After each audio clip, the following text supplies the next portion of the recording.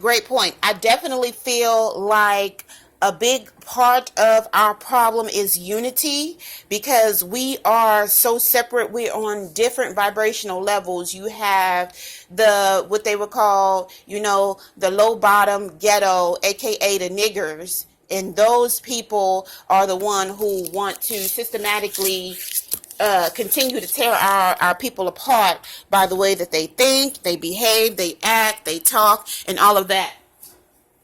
And there's nothing that we can do about that. Just like there's always going to be bottom level Caucasians or bottom level people in any race, we have that as well. It's just that we really can't afford it because we're only about 13% of the population in the United States. So it seems like we need all 100% of our 13% to, come together. But that is just not the reality of how it's going to go.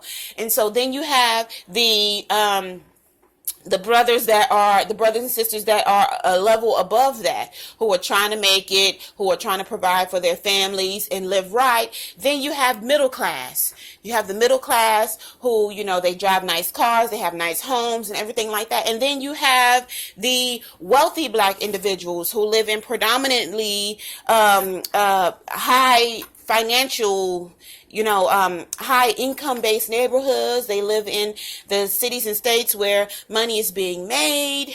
They are the wealthy black people. And then you have the elite.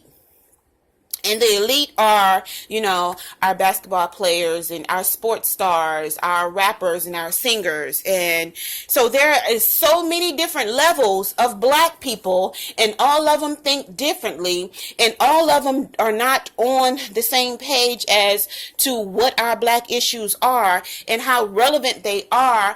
And just because you have money and you don't have to focus on that anymore, you turn your naked eye. Turn a naked eye towards this, and it's very easy to do that.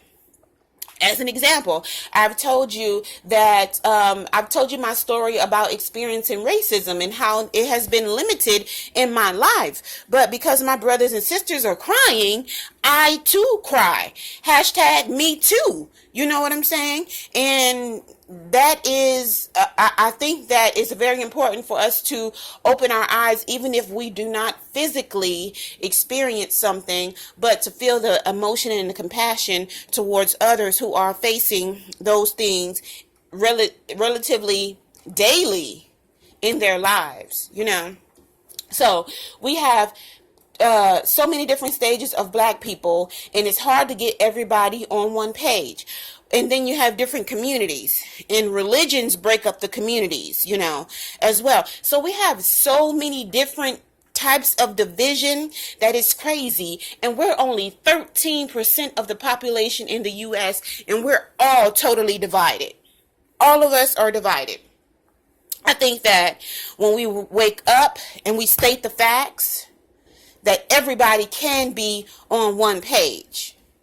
If we state the facts that there is racism, if we state the facts of how many murders we have in certain cities and states or overall in the United States, if we state the fact that we're not doing so good as a collective, if we just generalize everything, then we can all get on one page. If we take our beliefs out of it and just deal with factual information, all 13% of our black people, black men and women, can be on one page, and we can finally get somewhere. And that somewhere would be understanding and agreement. Once we get that, that is the first step to unity. Understanding and agreement that, hey, these are the problems that we have. We're not talking about how to solve these problems. We're not asking you, are you with us?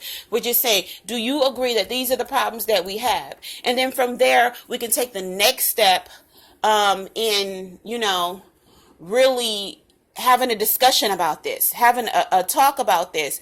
And once we do this, all of these things, where your attention goes, your energy flows. All of these things will allow us to have to build inner momentum. Every time we talk about these issues, there's energy. Now, what we want to do with the energy is we want to redirect that negative energy to its opposite, which is positive. We don't want to leave a discussion or a topic and still feel like dog doo-doo or horse manure. We want to leave each topic on a positive note, that we've gotten somewhere, we've come into an understanding, we've made a decision, we've done something, and we can just hold up pump the fist and say we have gotten somewhere. That is how to build positive energy. If every time we talk about something and we stop talking about it, we leave off the topic and we're still pissed off from, the things that they've done to us, we're not getting anywhere. But progression is with positivity. And positivity means that we're feeling good about it. If we're feeling good about it, we're adding positive momentum to the vibrational scales. And positive momentum allows us to get somewhere. Once we get somewhere, the next time we pick up this topic, we grow it more in a positive realm, and therefore things start happening. But if everybody is pissed off, nobody wants to talk about it, nobody wants to be a part of the discussion, and if we are a part of the discussion, we're going at each other. Queens versus kings, kings versus queens. Smash that. We're not going to get nowhere with that. We have to come together and agree on something together and leave off on a positive note, pick it up on a positive note and leave off on a positive note again. Therefore, we will that will be strides of progression. So that's what I believe is not going on over the last decade, the last 8 years, even since Obama was in presidency. We can't expect one person to change all of this and turn all of this around when nobody else was willing to step up. Yes, Jay-Z and Beyonce was like, yeah, we want to get this man in office and we stand by this and yada, yada, yada. But it wasn't no real political standpoint. They didn't really push the move because they still have they still have financial careers that they have to look out for as well. And until we get to the point where we're willing to surrender all, and we know that our people have our backs, they're not going to betray us, then we basically are silent. Then we hide away like little boys and little girls, and we don't tell what happened to us. We don't talk about what happened to us. And then Me Too movements are created. And there's a powerful shift that is ready to go on in the universe. But will it? Or you were too scared to talk about that then?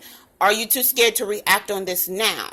So over the last decade, we haven't really gotten anywhere. I'm blessed that I was able to see a black president.